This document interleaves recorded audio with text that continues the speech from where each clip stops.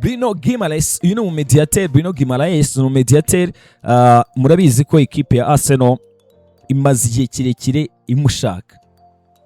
Amakuru azamuka kakanya kuri Bruno Guimaraes nuko ikipe ya Arsenal biza kurangira yishyuye miliyoni 100 kuri iyi transfer kuri uyu mukinnyi. Iyo ugiye mu kinyamakuru The Standard barakubwira bati Arsenal transfer news, fresh bid for £100 million star explained. Deal ya Bruno Guimaraes isobanurwa neza cyane kuri uyu mukinnyi uri kuri price tag ya miliyoni 100. Bakakubwira bati Arsenal transfer news, fresh momentum has arrived in Arsenal's pursuit of Bruno Guimaraes, with fresh reports suggesting the North London club have returned to Newcastle with an improved proposal after era attempt failed to convince the Magpies. Fabrizio Romano first revealed that Arsenal intended to resume talks after establishing personal terms with the Brazilian midfielder. The update quickly fueled speculation that negotiations have entered a far more serious phase. Hano murabizi ni bid eshatu, offer eshatu ekipe ya Arsenal yatanze kuri Bruno Guimaraes. Offer ya mbere yari miliyoni 55. Iyo offer ekipe ya Newcastle yahise rejectinga, yahise iyitaninga down miliyoni 55 z'amapound.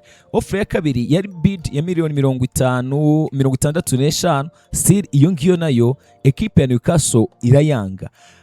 Bid ya gatatu na ekipe ya Newcastle yerekanye ko idafite intention zo kuba yari kuri uyu mukinnyi wayo idahawe byibuze miliyoni 100 z'amapound.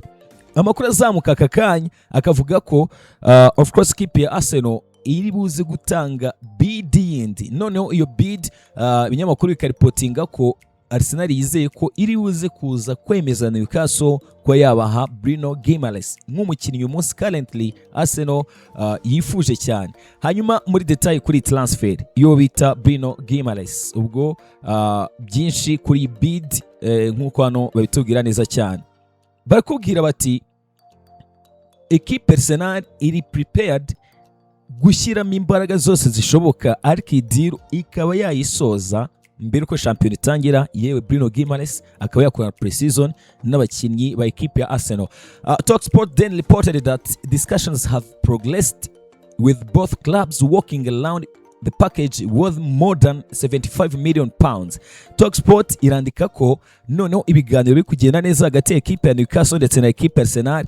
Aya makipe abiri akaba ari kuganira kuri offer iri hejuru ya miliyoni 75. Igiye mu kinyamakuru Transfer News Live kuri transfer ya Bruno Guimaraes bakubwira bati the deal is expected to be worth £75 million plus 10 million in add-ons, with negotiation now entering the final stages. Akakanya ibiganiro bihuza Arsenal ndetse na Newcastle kuri transfer ya Bruno Guimaraes bakubwira ko biri kugera muri stages za nyuma, muri final stages, cyane ko ari buze gutangwa miliyoni 75. Hanyuma miliyoni 75 zikiyongeraho izindi 10 nk'ama add-ons agakostinga miliyoni 85 Bruno Guimaraes. Hanyuma kuri iyi nkuru Talksport nayo of course turimo turahuza Transfer News Live ndetse na Talksport. Iyo ukomeje muri Talksport barakubwira bati Newcastle however continued to insist that they had not received an official bid matching the figures circulating publicly, while maintaining their determination to keep the captain. Even so, financial pressure created by the Premier League's profitability and sustainability rules has added another factor to the talks, especially after Newcastle balanced several major decisions across the transfer window.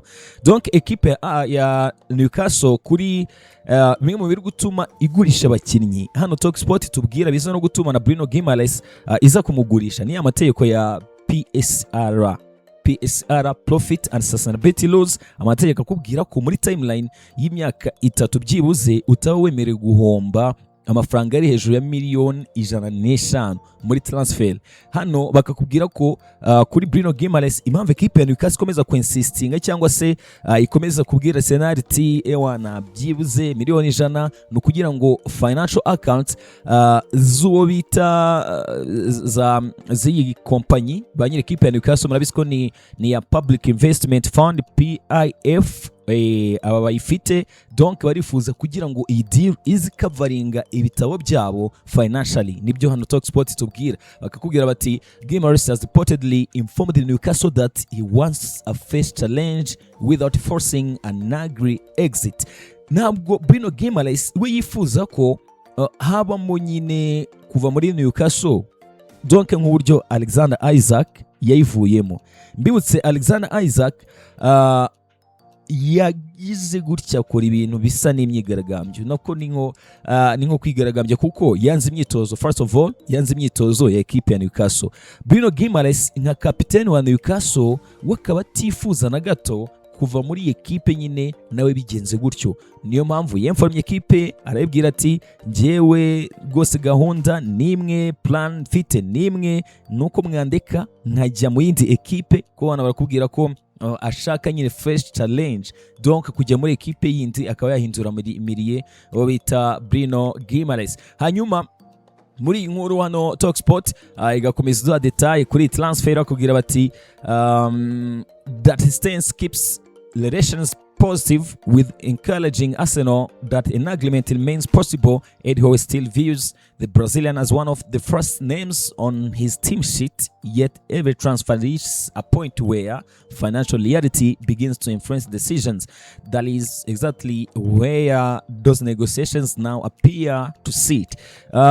Equipe ya Newcastle ntabwo umutoza Eddie yifuza kuba yamurekura cyangwa se yarekura kapiteni we ngabe yajya handi, ariko hano ibyo yakubwira nibyo ari igihe nyine icyo twita financial pressure, amafaranga kuba uyashaka bituma nyine ugira abakinnyi ugurisha, ndetse n'umukinnyi nawe akaba prefera kujya muri equipe ya Arsenal. Ibyo bikaba bituma of course bitanga amahirwe ko iyi deal ishoboka kuri Bruno Guimaraes y'imyaka 28. Hano Fabrizio Romano nawe ari poting avuga ko iyi deal none ibiganiro biri muri final stage cyangwa se mu bihe bya nyuma kugira ngo isozwe, ubundi bwo Bruno Guimaraes abe yakwerekeza muri equipe ya Arsenal, equipe ya the Gunners. Hano bakubwira bati between 80 million pounds and 85 million pounds feels fair from Arsenal's perspective. Arsenal yo irumva itarenza miliyoni 85 kuko hano bakubwira hagati ya miliyoni 80 na 85 z'amapound.